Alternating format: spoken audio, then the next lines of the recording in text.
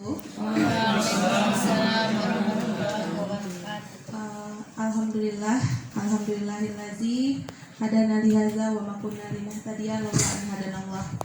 Asyhadu an la ilaha illallah wa asyhadu anna Muhammadan abduhu wa rasuluhu sallallahu alaihi wasallam. Ya Nabi Bagda Marabu.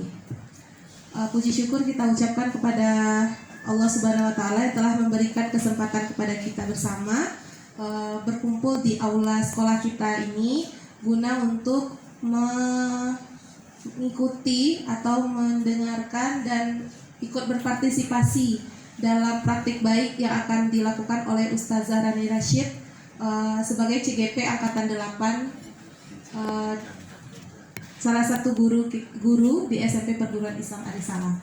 Dan tidak lupa pula kita kirimkan salawat beserta salam kepada Nabi besar kita, yakni Nabi Muhammad SAW. Baiklah Ustazah, untuk kali ini untuk mempersingkat waktu, Ustazah Rani akan memaparkan mengenai menyebarkan pemahaman dan penerapan pengalaman budaya positif dalam agenda CGP yang dilaksanakan oleh Ustazah Rani Rashid. Kepada Ustazah Rani Rashid kita persilahkan. Assalamualaikum warahmatullahi wabarakatuh. Waalaikumsalam warahmatullahi wabarakatuh. Tertompang salam dan salawat udah ke Zadalsi tadi, pembawa acara. Pada kesempatan kali ini Ana mengucapkan banyak terima kasih kepada Ustazah yang sudah meluangkan waktunya dan berpartisipasi membantu mensukseskan salah satu agenda aksi nyata, yaitu berbagi budaya positif. Nah, pada kesempatan siang hari ini Ana hanya ingin share, berbagi pemahaman dan pengalaman, tidak menggurui. Nah, dan kita sama-sama belajar tentang apa yang sudah Ana dapatkan selama mengikuti pelatihan calon guru penggerak selama 2 bulan ini. Mudah-mudahan nanti hasilnya bisa kita terapkan di ruang kelas dan sekolah kita masing-masing, yaitu di SMP Perguruan Islam Arisalah. Nah, seperti judul yang sudah azah, itu ada 8 hal yang akan menunjang kita untuk terlaksananya budaya positif ini. Yang pertama, perubahan paradigma belajar. Yang kedua, disiplin positif. Yang ketiga, nilai-nilai kebajikan. Yang keempat, kebutuhan dasar manusia. Yang kelima, motivasi perilaku manusia. Yang keenam, posisi kontrol guru. Yang ketujuh, keyakinan kelas. Dan terakhir adalah segitiga restitusi. Nah, untuk lebih jelasnya kita ulas ya Ustazah.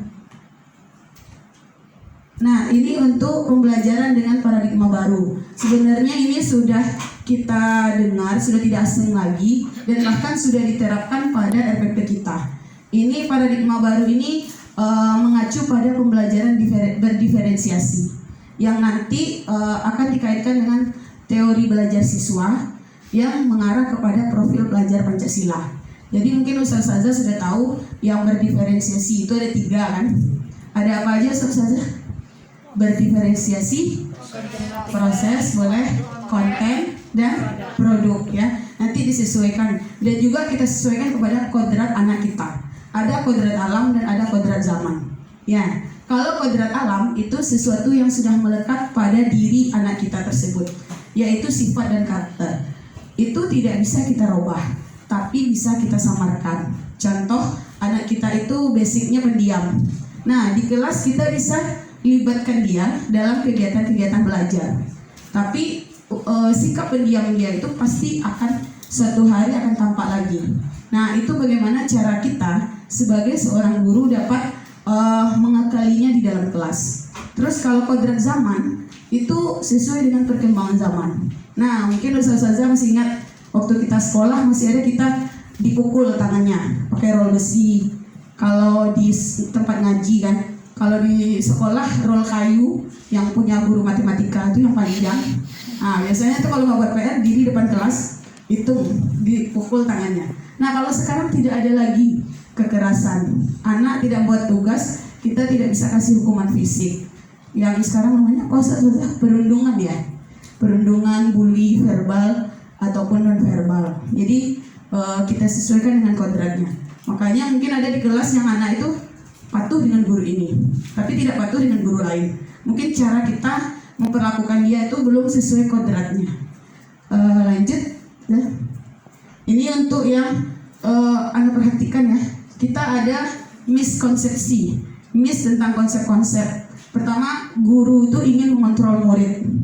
Yang kedua, ilusi bahwa kritik dan membuat rasa bersalah itu mampu menguatkan karakter.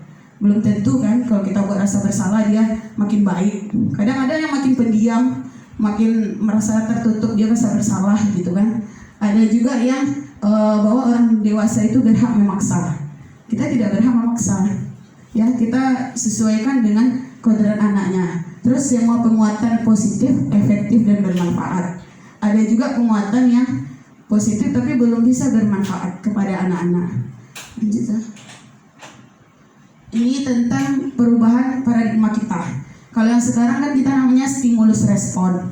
Nah, ini akan kita kaitkan dengan pendekatan teori kontrol. Kalau sekarang atau dahulu itu kita memikirkannya semua anak itu sama. Nah, kalau sekarang semua anak itu berbeda. Dia memiliki keunikannya masing-masing. Ya, saya di BK juga kita pahami ya. Dari gaya belajar ada kines, audio, terus apa lagi Seth? Visual ada 3. Kalau ada juga yang kategori pemahamannya low, high, middle. Jadi itu berbeda-beda. Terus ada juga kalau anak itu melakukan kesalahan, kalau yang dulu pasti mereka salah kita anggap. Kalau sekarang dia itu pasti ada alasan untuk melakukan itu. Jadi tidak bisa semuanya kita judge ini salah, ini benar gitu kan. Sekarang kalau bisa kita berpikirnya menang-menang, sama-sama tidak merugikan kedua belah pihak. Mungkin ada guru yang kadang masih menyalahkan siswa atau siswa menyalahkan guru, mungkin masih ada. Kalau sekarang bagusnya kita sama-sama menang-menang, tidak merugikan siapa-siapa. Terus yang hanya mengontrol diri kita kalau dulu bisa orang lain. Misalnya mengontrol murid adalah gurunya. Ternyata sekarang yang bisa mengontrol kita itu adalah diri kita sendiri. Kalau kita mengatakan kita mengontrol, di belakang kita nanti anak-anak itu akan melakukan hal-hal yang sesuai dengan keinginan diri dia, baik positif maupun negatif ya. Kalau positif ya nggak apa-apa Ustazah. Tapi kalau negatif ya itu kan tidak bermanfaat jadinya. Jadi itu adalah perubahan paradigma yang nanti akan kita sesuaikan dengan teori kontrol. Terus selanjutnya ada disiplin positif. Mungkin kalau kita dengar kata disiplin, kita identik dengan patuh pada para peraturan kan. Ini anak disiplin, ini patuh. Sebenarnya disiplin itu adalah bertanggung jawab terhadap dirinya sesuai dengan nilai-nilai yang dia yakini. Oh, kalau dia ingin melakukan ini karena dia yakin ini baik untuk dirinya. Jadi disiplin positif yang dimaksud di sini itu seperti ini. Jadi sebagai seorang guru, kita itu bisa mendampingi anak, memandu anak untuk menciptakan disiplin positif pada dirinya, yaitu yang melakukan nilai-nilai kebajikan universal dan sesuai dengan tahap perkembangannya. Dan yang paling penting harus motivasi intrinsik, jangan motivasi ekstrinsik yang dari luar. Kalau dari luar, sewaktu-waktu dia akan kembali kepada yang dia percayai tadi. Kalau tidak motivasi intrinsik. Terus cara penerapannya kalau bisa kita kurangi memberikan penghargaan berupa reward atau ancaman hukuman. Nah, pasti penasaran. Nanti kita buat apa sih yang bagusnya? Kalau nggak bagus darani penghargaan, reward, ancaman, hukuman, ini bukan nggak bagus. Cuma kalau untuk penghargaan dan reward kita kurangi, tapi tidak kita janjikan sifatnya. Karena kalau kita janjikan kalau belajar rajin nilai tinggi, atau kalau semangat dalam pembelajaran kita, nanti kalau kita nggak berikan hadiah, dia nggak semangat lagi, dia nggak rajin lagi gitu kan. Tapi ada beberapa caranya. Kita lanjut dulu Ustazah. Ini untuk nilai-nilai kebajikan. Tadi Ana sudah singgung tentang nilai-nilai kebajikan. Jadi nilai-nilai kebajikan itu nilai-nilai yang sudah disepakati oleh instansi ya. Ini contohnya, tidak memandang agama, suku, ras, dan latar bangsanya. Jadi ini ada, kalau dari pendidikan kita nilai kebajikan kita adalah profil pelajar Pancasila. Terus ada juga di instansi IB Primary Years Program. Ini adalah program pendidikan anak usia dini dari 3 sampai 12 tahun untuk membentuk minatnya seni, terus juga perilaku ya. Jadi itu contoh nilai kebajikannya. Nah, kalau untuk di life skill itu juga contoh nilai kebajikannya. Mungkin bisa kita lihat sekilas. Lanjut, kebutuhan dasar manusia. Kebutuhan dasar manusia itu adalah sesuatu yang kita lakukan untuk memperoleh tujuan yang kita inginkan. Jadi kalau kebutuhan kita itu untuk makanan, berarti itu kebutuhan dasar. Nanti dia ada beberapa. Jadi kebutuhan itu ya yang kita lakukan untuk mencapai tujuan kita. Ini ada 5 kebutuhan dasar manusia. Nah ini, misalnya kalau kita makan, terus pakaian itu untuk bertahan hidup. Lalu ada kasih sayang dan rasa diterima. Contohnya diperdulikan, berbagi, kerjasama. Kalau penguasaan, harga diri, keinginan untuk dianggap berprestasi. Terus ada kebebasan, mandiri, memiliki pilihan, mencoba hal baru. Dan untuk kesenangan itu ada bermain, humor, antusiasme, dan tertawa. Nah, ini bisa nanti kita selip-selipkan untuk pembelajaran kita Ustazah. Ini yang mengenai motivasi tadi. Ada intrinsik dan ada ekstrinsik. Kalau intrinsik ya dari dalam diri kita, yaitu yang kita inginkan ya dengan menghargai diri kita sesuai dengan nilai yang dipercaya. Tapi kalau ekstrinsik ya karena hukuman, ancaman, dan karena mendapat penghargaan dari orang lain. Sebenarnya kalau di beberapa sekolah atau termasuk sekolah kita masih ada, mungkin ada alasan tersendiri kenapa masih ada hukuman. Tapi ya mungkin kita bisa melakukan perubahan sedikit demi sedikit di kelas-kelas kita masing-masing. Mudah-mudahan ya Ustazah. Lanjut. Ini yang perbedaan tadi. Kalau hukuman itu dia tidak terencana, tiba-tiba. Terus murid tidak tahu apa yang akan terjadi. Bersifat satu arah dan berupa hukuman fisik dan psikis. Jadi seperti di sekolah kita itu murid yang baru masuk dia tidak akan tahu hukumannya karena dia belum mengalami kan. Hukuman itu kan diterapkan oleh misalnya sekolah masing-masing atau pada penegak disiplinnya. Kalau konsekuensi itu udah disepakati, terencana, murid tetap dibuat tidak nyaman ya karena mereka sebenarnya udah tahu kan konsekuensi jika melanggar. Tapi dia pasti ada malu, ada nggak nyaman ya. Dan guru selalu memonitor murid. Kalau ketiga, nah ini yang sekarang kalau sebaiknya kita terapkan, namanya restitusi. Restitusi itu memulihkan ya kondisi murid dari yang gagal atau yang salah menjadi benar. Jadi misalnya murid itu tidak buat PR, nah kita akan kembalikan ke muridnya. Ananda, kalau Ananda tidak buat PR, apa yang bisa Ustazah lakukan? Atau apa yang Ananda bisa lakukan supaya Ustazah bisa memberikan Ananda nilai? Atau kalau dia tidak paham, sedang kita mengajar tapi dia ngobrol misalnya, dia ngobrol tapi dia tidak paham. Nah kita tanya lagi, Ananda karena Ananda tadi ngobrol, nah apa yang Ananda bisa lakukan supaya Ananda paham materi Ustazah? Nah itu datang dari dirinya nanti. Ana akan bertanya ke teman, Ana akan memahami materi Ustazah dulu, dipelajari lagi. Ana akan membuat catatan dan lain-lain. Jadi restitusi ini sifatnya itu timbul dari diri anak tersebut. Terus proses kolaboratif. Nah, ini 5 posisi kontrol guru. Ini penting untuk kita Ustazah. Jadi sebenarnya ketika dia puasa dia memiliki nanti lagi kesadaran diri sendiri. Jadi dia seperti itu lah. Karena anak mungkin tidak sama ya. Betul kata Zarani, ini adalah konsep, ini adalah teori. Aplikasinya mungkin agak sulit kita lakukan, tapi kita mencoba sebagai guru. Apalagi kita mungkin nanti mungkin akan ikut jejak Zahrani ya, Ustazah. Mudah-mudahan amin. Akan dari sekarang kita praktekkan budaya positif tersebut di kelas. Ini salah satunya bisa kita praktekkan keyakinan kelas atau mungkin kontrol guru gitu. Jadi banyak yang bisa kita praktekkan mulai dari sekarang. Ada lagi dari Ustazah yang ingin berbagi? Ustazah Cinto? Ada? Oke, satu orang lagi. Ada Zariri. Ya, Zahajah, silakan.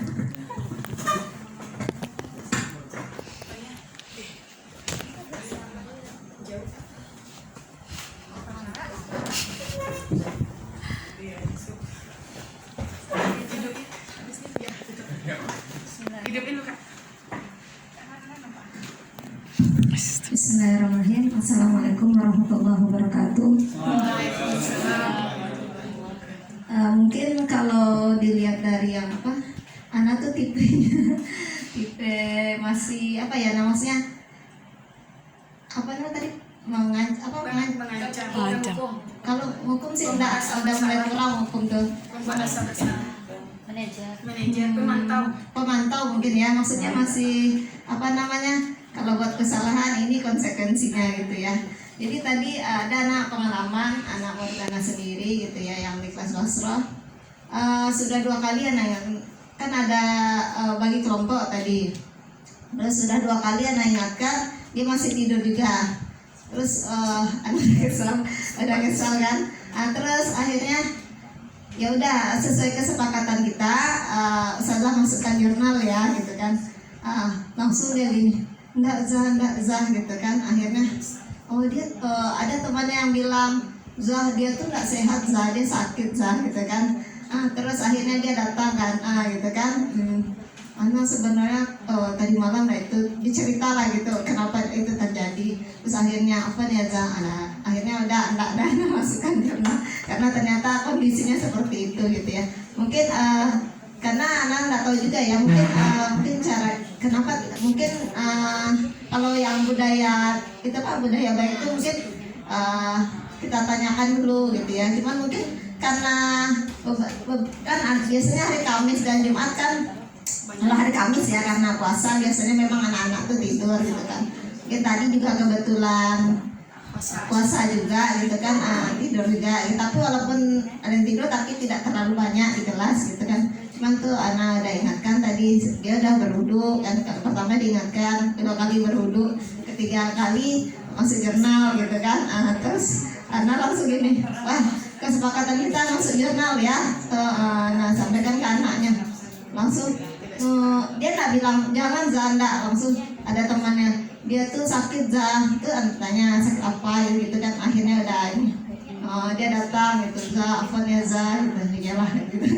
Akhirnya maksudnya anak juga tak tega juga gitu kan, dengan apa namanya, dengan kondisinya. Ternyata dia katanya gatal-gatal, jadi malam itu dia nggak bisa tidur gitu ya. Udah berobat belum? Katanya udah, tapi salep aja Zah, nggak dikasih obat. Karena pikir karena efek obat tidur gitu dia ngantuk, ternyata enggak, karena dia mungkin malam nggak bisa tidur, jadi efeknya di sekolah dia tertidur. Mungkin itu aja gitu ya. Mungkin apa namanya, menjadi manajer tuh masih dalam proses ya, masih jadi pemantau gitu ya. Maksudnya perlu belajar apa lagi, lebih apa namanya ya, lebih banyak lagi mungkin ya. Kadang-kadang kan kita merasa udah pas aturan kita, ternyata di anak-anak enggak gitu ya. Mungkin itu aja. Syukran Zarani. Assalamualaikum warahmatullahi wabarakatuh. Baik, syukuran Ustazah Nurhajah atas berbagi pengalamannya. Semoga bisa menjadi manfaat bagi kita bersama. Oleh karena itu, karena waktu kita juga yang membatasi, maka untuk pemaparan dan sharing tentang budaya positif dari Ustazah Rani kita cukupkan sampai di sini. Mudah-mudahan apa yang dibagi, kemudian apa yang di-share oleh Ustazah Rani dan kita bersama bisa menjadikan kita atau bisa menjadi motivasi bagi kita sebagai guru di SMP Perguruan Islam Arisalah ini menjadi lebih baik lagi. Karena apapun yang kita lakukan itu manfaatnya adalah untuk siswa kita juga, anak-anak kita juga, agar menjadi anak yang lebih baik ke depannya. Baik Ustazah, mungkin itu saja dari Ana. Apakah ada lagi dari Ustazah Rani? Kalau tidak ada, Ana sebagai moderator mohon maaf jika ada kesalahan selama penyampaian ini, dan Ana sudahi dengan hamdalah. Assalamualaikum warahmatullahi wabarakatuh. Ketiga, pembuat merasa bersalah. Keempat, pemantau. Kelima, manajer. Nah, kita akan bahas dengan mengungkapkan kasus ya. Nah, ini kasusnya. Murid tidak berpakaian lengkap saat upacara. Nah, kalau Ustazah bertindak sebagai penghukum, ya memberikan hukuman, disuruh anaknya hormat di tiang bendera 1 jam. Nah, kalau Ustazah pembuat merasa bersalah, itu bisa dengan ucapan, berapa kali ibu dan bapak harus memberitahu kamu? Kamu selalu saja mengecewakan ibu dan bapak. Jadi menyentuh kepada perasaan siswa. Yang ketiga itu ada sebagai teman. Ayo dong buat tugasnya biar Ustazah ada nilai gitu kan. Atau ayo dong patuhi aturan sekolah. Tolong bantu ibu bapak sekali ini ya. Sudah, tidak apa-apa, besok jangan diulangi lagi. Itu sebagai teman. Yang keempat sebagai pemantau. Kamu sudah melanggar peraturan sekolah. Kamu tahu konsekuensinya. Setelah upacara, beli atributnya ke koperasi ya, dan jangan diulangi lagi. Jadi kalau pemantau itu dia menegakkan aturan, cuma ya sesuai dengan yang ditetapkan. Kalau teman ya banyak membuat anak-anak tuh menjadi dekat. Cuma kadang ada juga yang merasa oh Ustazah ini baik mah, biar aja dulu bisa diulangi gitu kan. Yang terakhir manajer. Apa kamu tahu kesalahan kamu? Lalu kira-kira bagaimana kamu memperbaikinya? Nah, menurut Ustazah di antara 5 itu kita bagusnya di posisi mana? Ustazah Afala penghukum ya. Tergantung ya, tapi yang dari pendapat Ustazah sendiri, Zaini teman, pemantau, manajer, penghukum atau pembuat rasa bersalah? Pembuat rasa bersalah ya, ini yang dialami Zaini. Safala penghukum. Ustaz Sandra apa Ustaz Sandra? Manajer ya, manajer ya, mantap berarti kalau manajer. Iya, cuma ya kita butuh kesabaran lebih karena ada anak yang tidak sadar-sadar. Nah begitu. Jadi Ustazah dari 5 penerapan posisi kontrol ini memang yang paling ideal itu kita sebagai manajer ya, menumbuhkan kesadaran anak itu dari intrinsiknya, dari dirinya sendiri. Kalau merasa bersalah, ketika dia sadar dia kasihan dengan kita, nanti dikerjakan tapi nanti bisa kembali lagi. Begitu juga dengan posisi kontrol yang lain gitu ya. Nah, Ana minta kalau ada Ustazah yang tahu boleh disampaikan. Ini ada sebuah pernyataan, nanti Ustazah tebak ya. Ini termasuk posisi kontrol apa? Pertama, saya kecewa sekali dengan kamu. Ya Zariri? Pembuat rasa bersalah, penghukum.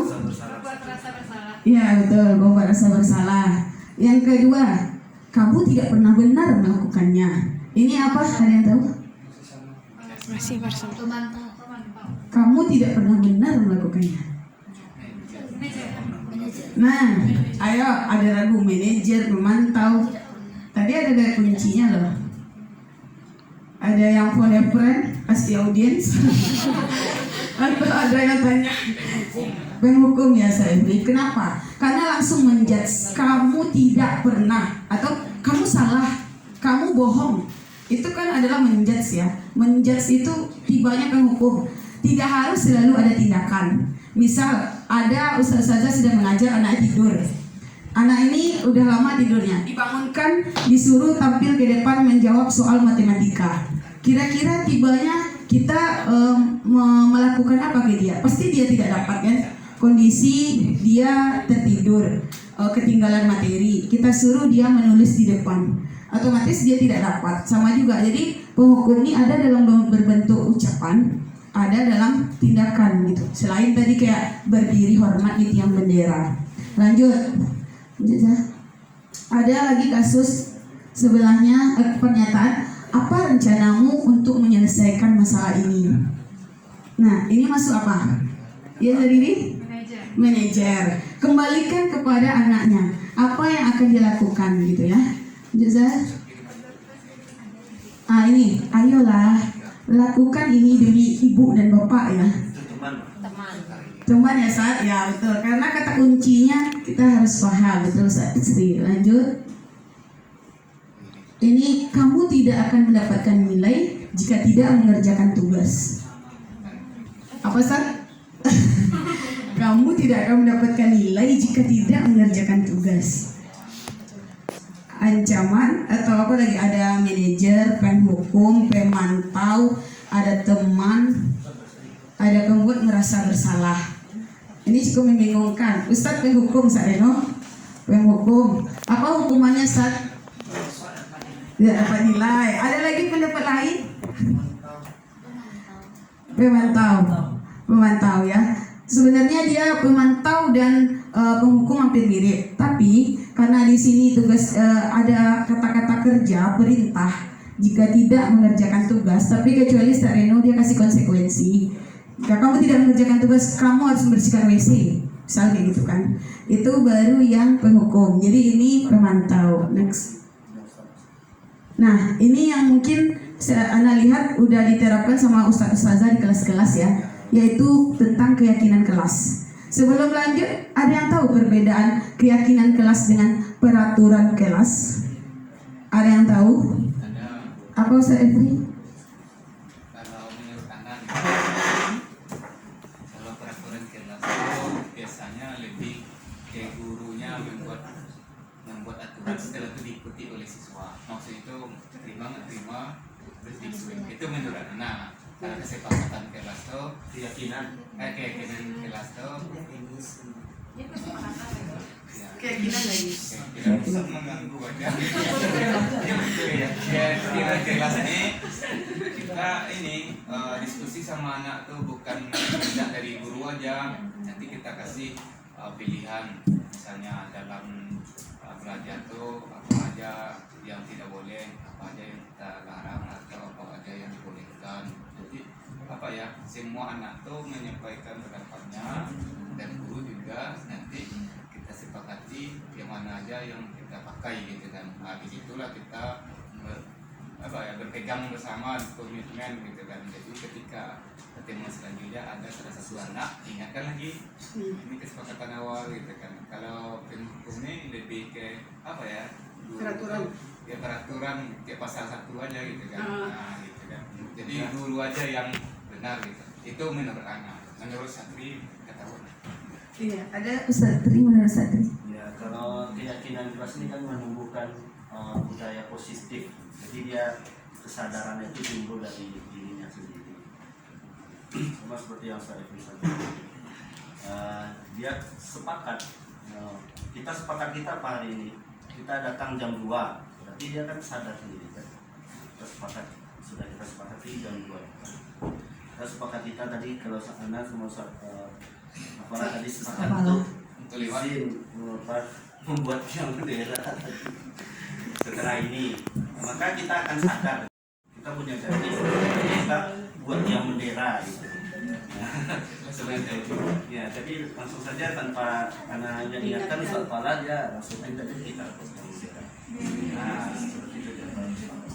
Ya, syukuran saya beri Ustaz Tri. Jadi yang Anda tangkap tadi, kalau keyakinan itu adalah sesuatu yang kita percaya, yang akan kita laksanakan bersama. Nah, nanti wujudnya menjadi kebiasaan dan budaya positif. Ya, ini adalah contohnya, bersifat abstrak atau disajikan secara singkat, dibuat dalam pernyataan positif. Jadi pada keyakinan itu tidak ada kata dilarang, tidak boleh, jangan, ya. Hilangkan kata-kata yang ada kata-kata negatif seperti itu. Misalnya kalau kita mau disuruh datang tepat waktu, ya hadir tepat waktu. Jadi kata-katanya diganti menjadi yang positif. Lalu ada sedikit saja maksudnya boleh 3 atau 5, tidak sebanyak peraturan sekolah yang panjang itu. Yang keempat, sesuai dengan kondisi kelas dan sekolah. Kalau anak-anak kita tipikalnya kines atau tipikalnya seperti apa, kita sesuaikan. Jangan kita buat aturan yang tidak cocok dengan kondisi siswa. Yang terakhir, ya semua warga kelas atau warga sekolah harus sepakat untuk keyakinan ini gitu. Lanjut.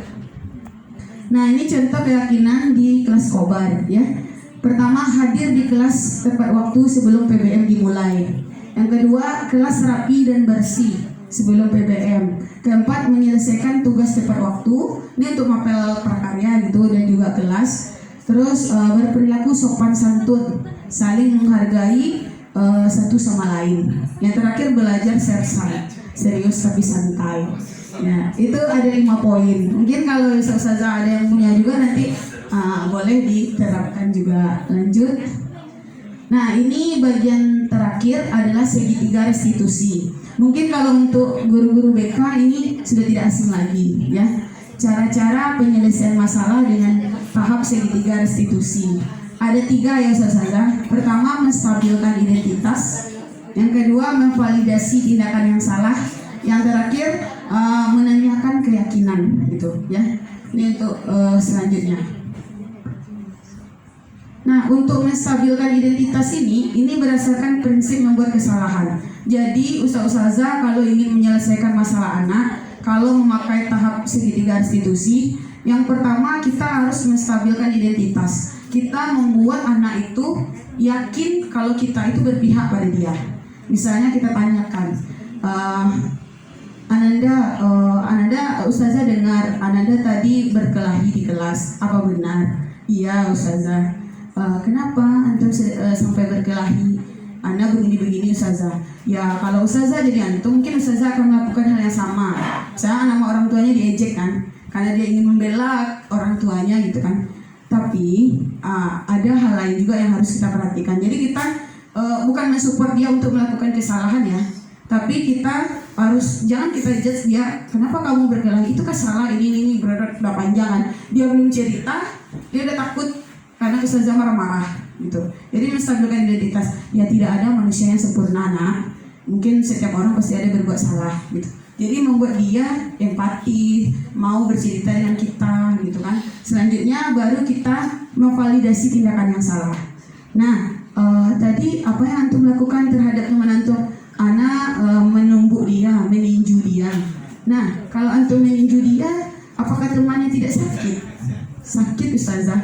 Nah, gimana perasaannya? Kasihan ustazah. Kadang bajunya sampai sobek, anak tarik gitu kan, kancing bajunya lepas dan lain-lain. Jadi dia udah timbul nih rasa bersalah di dalam dirinya. Nah, baru kita lanjut menanyakan keyakinan. Nah, waktu melakukan hal tersebut, Anda sudah tahu keyakinan kelas kita. Sudah ustazah, menghargai satu sama lain. Kenapa sampai berkelahi gitu kan? Terus apa yang antum bisa lakukan untuk memperbaiki kesalahan ini? Ya bertemu dengan teman, berbicara, berdua, terus minta maaf, memperbaiki mungkin kancing bajunya yang rusak atau apa benda-bendanya yang perlu diganti gitu. Jadi solusi itu datang dari anak-anak tuh, bukan kita. Antum harus belikan punya dia lagi. Antum harus pulihkan namanya, dia sudah malu. Bukan seperti itu. Nah, jadi harus kita apakan dia, bantu dia dengan segitiga restitusi. Mungkin itu terkait tentang budaya positif. Sedikit ilmu dan sharing untuk ustaz-ustazah. Salah dan janggal mohon maaf. Assalamualaikum warahmatullahi wabarakatuh. Kita kasih tepuk tangan. Baiklah, itu tadi pemaparan dari Ustazah Rani mengenai budaya positif di dalam apa ya, baik di CGP 8. Sharing atau cerita di sini kami berikan waktu kepada Ustazah Sareno. Baik, terima kasih Nahdalsi. Luar biasa materi kita hari ini, semoga sukses. Materinya sangat menarik, semuanya budaya positif. Memang manusia itu unik. Ini katakan kalau kita kalian tidak pernah salah. Kalau di BK kalian tidak pernah salah, dan tentu kita bantu. Jadi di budaya positif tadi sangat menarik di situ. Bahwasanya anak tuh itu biasa saja. Ustazah juga melakukan hal itu. Nah, itu kan penafsiran dalam masalah anak.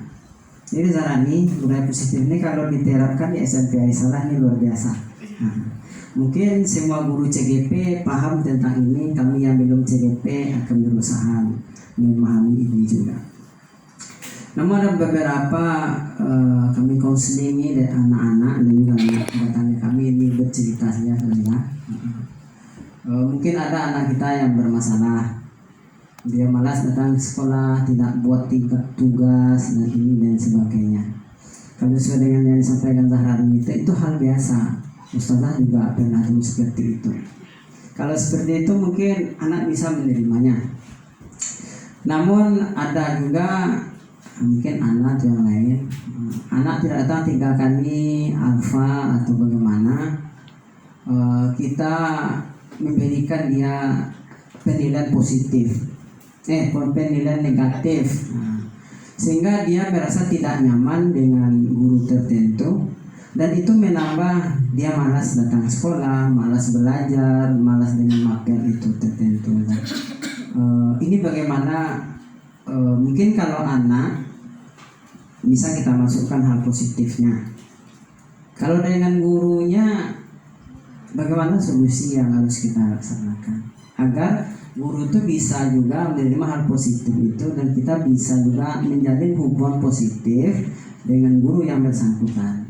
Kalau langsung nanti terjadi hal yang tidak kita inginkan, seperti itu lah. Jadi ya hal positif ini perlu mungkin itu yang ada teman Sandra.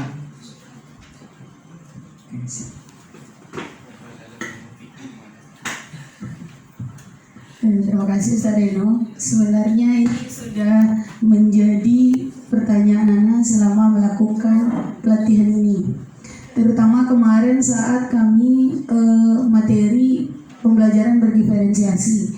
Pada ini kami itu bingung juga ya dengan teman-teman. Sebenarnya udah ada CGP dari angkatan 1 ke 4. Tapi Ana belum lihat praktiknya pada CGP yang udah dapat itu. Karena kalau kita, terutama kan Ana sebagai guru, mungkin kita fungsinya beda-beda. Kalau kita seperti yang Sarino katakan tadi, menyampaikan secara gamblang, kadang teman-teman itu kan ada yang penerimanya bagus, ada yang tidak. Nah paling kalau Ana itu dengan cara sharing berbagi pengalaman. Misalnya kalau kita mendapatkan seperti itu, kita bisa cerita ke teman tersebut sebenarnya gimana ngajarnya di kelas. Jadi dengan cara yang tidak dia sadari kalau ternyata kita kalau Ana seperti inilah bagusnya. Karena anak itu pasti dia akan nanti marah kepada kita, mendongkol pada kita, lari-larian dengan kita kan, pas jam kita dia hilang. Karena dia udah lama tidak masuk nih, udah 2 pertemuan, 3 pertemuan tidak masuk. Tapi kok dengan guru yang ini masuk gitu kan? Apa yang dilakukannya gitu? Karena kalau untuk hal-hal tersebut harus prinsipnya seperti yang Anda bilang tadi, motivasi intrinsik Sareno. Sulit untuk kalau kita terapkan ekstrinsik itu akan tidak berlangsung lama. Mungkin dia terpaksa ketika supervisi misalnya dilakukan hal-hal baik, tapi ternyata di luar pengawasan dia akan melakukan lagi hal-hal yang dia percaya. Ya saya belajar dari dulu seperti ini, berarti anak itu yang tidak mengikuti saya, misalnya kayak gitu kan. Dia tidak ikuti dan dia tidak belajar dengan sesuai peraturan kita. Cuma kayak kemarin anak melakukan segitiga restitusi kepada Sabri Huda. Yang Anda perhatikan dari banyak guru yang menyampaikan kalau dia selalu keluar kelas. Ini banyak nih. Jadi Anda tertarik untuk mengangkat dia sebagai aksi nyata Anda kemarin dan melakukan 3 tahapan itu. Cuma memang belum terlaksana karena dari dalam dirinya yang tidak ada Ustaz. Dia masih menganggap kalau dia itu adalah jana kotif dan teman-temannya di kotif. Yang di toif itu bukan teman dia katanya. Tapi waktu dilakukan segitiga restitusi, dia pas menanyakan keyakinan, dia bilang dia akan menganggap semua teman yang di Taif itu adalah temannya. Tapi susah Ustazah. Anda tanya lagi kok ada juga keluar di beberapa mapel. Kalau nggak tidur gitu. Ya itu caranya lagi Ustazah. Ya perlahan-lahan tolong yang motivasi itu dulu. Begitu juga dengan guru-guru. Kalau guru-gurunya perlu juga misalnya kayak informasi, perlu juga kayak pembekalan, dan perlahan-lahan mungkin bisa kita bantu untuk mewujudkannya di ruang-ruang kelas gitu. Mungkin udah tahu, semuanya udah tahu, cuma praktiknya tidak semudah teorinya mungkin kayak gitu kalau yang di pengalaman anak. Kalau ada ustazah yang mau share juga dan bisa memberi solusi dari yang ditanyakan sama Ustaz Reno tadi, dipersilakan ya.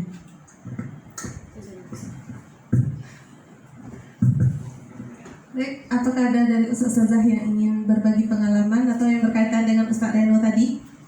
Kalau bagiannya sendiri, kalau kejadian yang seperti Ustaz Reno ceritakan itu mungkin nggak tahu juga ya, karena memang ada di kelas 9 yang permasalahannya hampir sama, itu kelas Najran, nah, yang mana ada anak Ustaz Fadil, Alivio dan Taibal Syafiq yang udah 3 kali setiap hari Kamis juga sih sebenarnya, tidak setiap hari, setiap pertemuan IPA, tapi setiap hari Kamis selalu tidak masuk di kelas Ana dari awal semester lagi. Kalau Anda tanya, antum tidak suka belajar IPA? Suka katanya.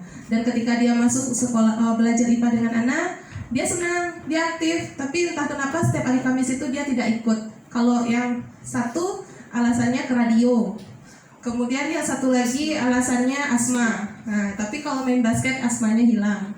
Jadi kalau Ana solusinya kemarin itu, kalau dia datang di kelas Ana, alhamdulillah di hari Selasa, ketika dia belajar senang, dia belajar happy, nah itu berarti menggambarkan bahwa dia sebenarnya tidak malas untuk masuk ke kelas Ana, tapi mungkin ada masalah di dirinya sendiri, mungkin sepertinya seperti itu.